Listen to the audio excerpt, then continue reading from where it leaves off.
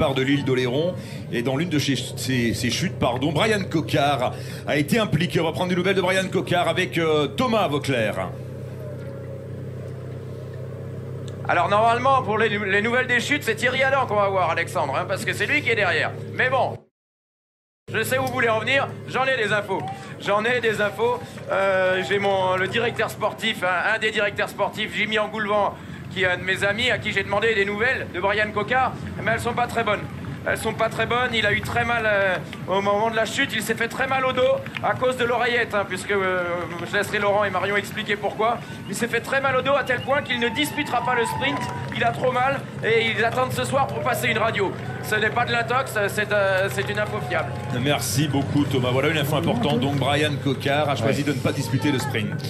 Oui, alors pourquoi l'oreillette? Parce que le boîtier, on en parlait tout à l'heure, hein, on a vu, je crois que c'était Formolo, hein, qui avait le boîtier situé au milieu du dos. Alors ça encombre dans les poches, c'est vrai, ça prend de la place là où on préfère mettre du ravitaillement.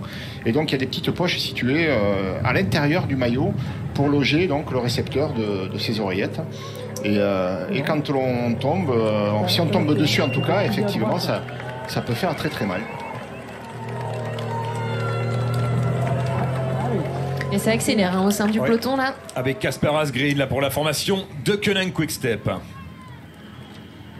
Alors, on prend position, la traversée de La Rochelle va se faire à très vive allure. On est déjà dans la préparation d'une opération d'envergure, je pense, dans l'équipe de Koenig. On ne prépare pas simplement un sprint à l'arrivée, on essaie peut-être de profiter de ce vent annoncé de 3/4 dans le dos à la sortie de La Rochelle. Oui, lorsque les coureurs tourneront sur la gauche en direction de l'île de Ré. Attention à ces ronds-points, ces îlots directionnels et ces trajectoires attendues. C'est Tige Bennett hein, pour la formation Sunweb. On est en train de replacer également 16 balles. Et les coureurs distancés à l'arrière, Thierry déjà. Ouais, il a été dans une des chutes, hein, pas de maillot déchiré, ni de cuissard déchiré, mais Hugh Carty, le coureur de l'équipe Education First, le coureur américain, a été distancié au moment où on tournait à droite et que l'on a senti, que vous avez senti, une vraie accélération du peloton dans cette traversée. Voilà, ouais, il est bien distancé, il aura du mal à revenir dans le peloton parce que maintenant on va plus s'arrêter d'aller vite.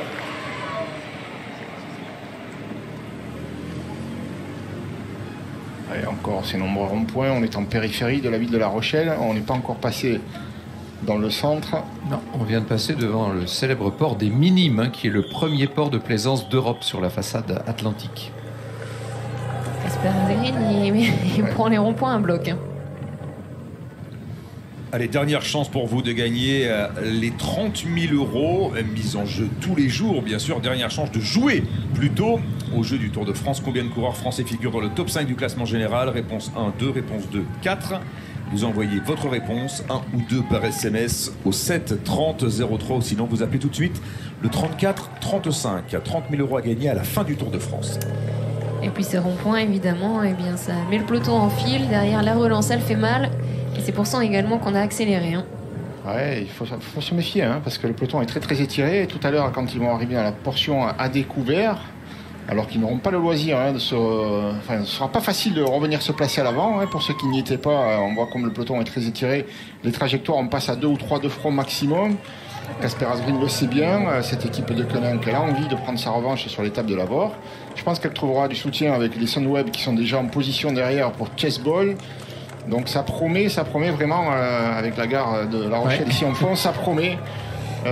Cette espèce de phare, c'est la gare. C'est juste. Ça promet un final de course explosif. Et quand on est sur la gare, on n'est pas loin du Vieux-Port. On va y arriver dans un instant.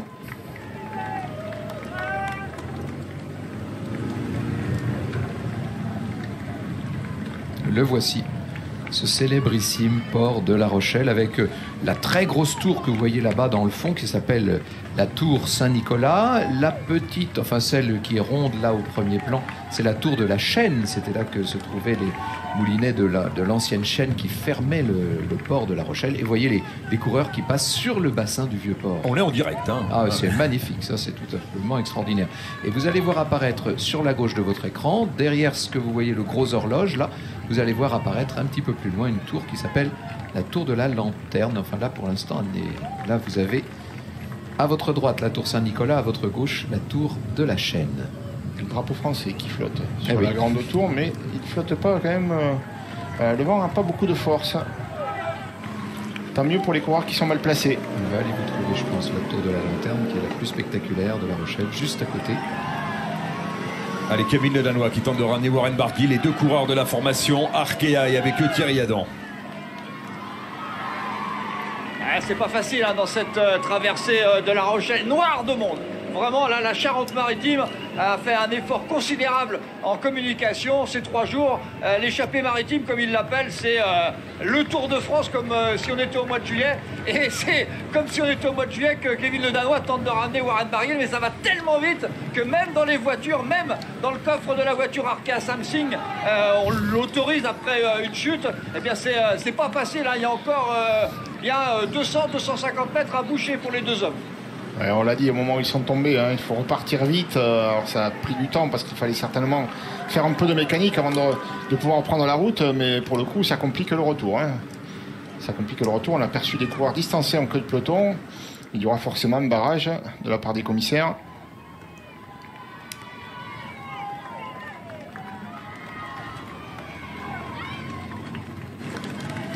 Et voici Nils Politt et Chevalier distancés. Nils Politt qui semble vraiment bien touché par sa chute de tout à l'heure. Barguil et le Danois, quand ils vont arriver à hauteur de ces 2 coureurs, ils risquent d'avoir un barrage et les 200 mètres qui restent à combler.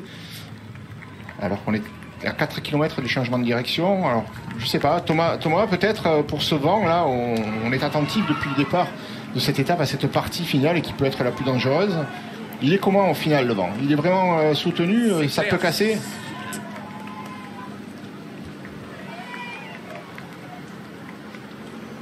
Thomas? Oui, ça peut casser, surtout en sortant de La Rochelle avec tous ces ronds-points, ces îlots comme depuis le début de l'étape. Très honnêtement, avec le pont en plus, pour l'avoir plusieurs fois monté à vélo, il est très exposé au vent. Vent 3/4 d'eau si ça ne change pas, mais comme l'a dit Thierry Adam, il est assez surprenant ce vent aujourd'hui. 500 mètres, des fois il n'y a pas de vent, 500 mètres plus loin il y en a, les drapeaux sont hyper tendus. Moi je pense que ça peut casser en effet. Ah. Merci pour l'info, c'est important. En tout cas, le rythme s'intensifie avec la formation Ineos Grenadier qui prend les commandes du peloton. De l'autre côté, les Sunweb. Grenadier pour protéger Bernal, les Sunweb pour préparer et placer, maintenir à l'avant Chesbol, leur sprinter. Ça gagne bien placé également dans la roue d'un équipier.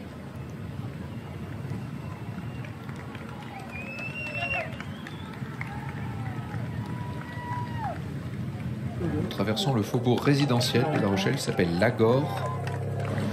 Impossible de quitter quand même cette ville, même si nous sommes à 22-23 km de l'arrivée, sans signaler l'importance de La Rochelle dans l'histoire de France. C'est le grand bastion du protestantisme, bien sûr, le port huguenot par excellence, celui qu'a assiégé le roi Louis XIII avec Richelieu. Vous savez que Richelieu était allé jusqu'à faire construire une espèce de digue pour atteindre La Rochelle, et Jean Guiton, le maire protestant de l'époque, n'a pas pu sauver sa ville.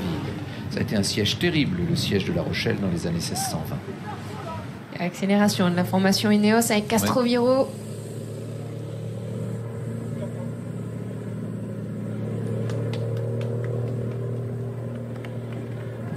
Ouais. C'est compliqué de prendre les commandes du peloton parce qu'on est toujours dans une partie où le vent est défavorable. Et on attend ce virage, tiens, qui est annoncé ici avec ses flèches, virage sur la gauche. Et les coureurs vont mettre le cap donc, cette fois, sur le pont de l'île de Ré. Cap à l'ouest.